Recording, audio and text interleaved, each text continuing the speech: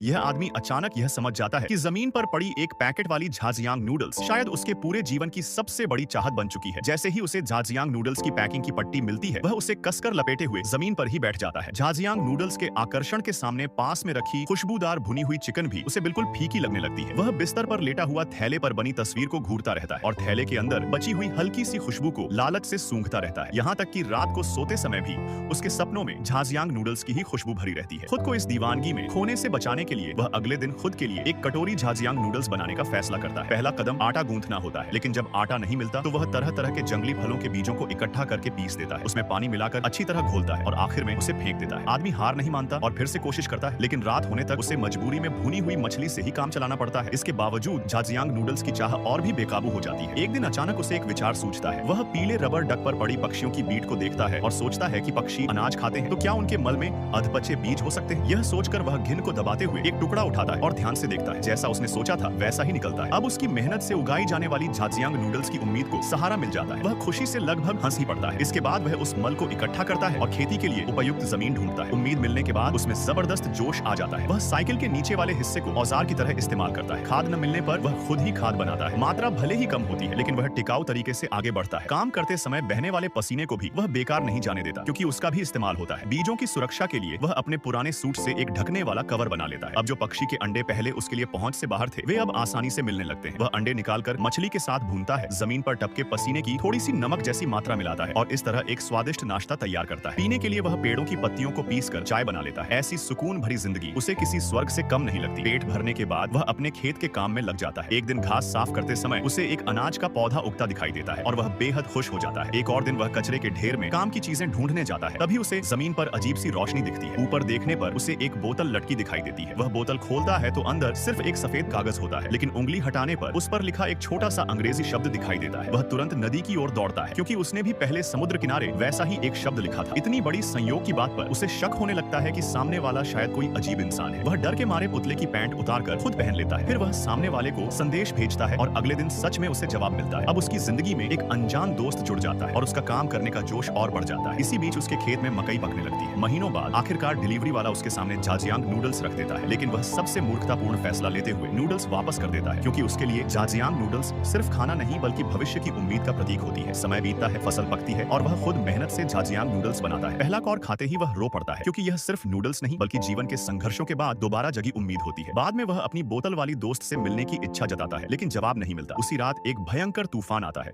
और उसकी मेहनत सब बर्बाद हो जाती है। अगली सुबह उसे शहर के अधिकारी पकड़ लेते हैं, पीटते हैं और शहर से बाहर फेंक देते हैं। उधर वह लड़की जो दुर्घटना में अपना चेहरा खो चुकी होती है, यह सब देख लेती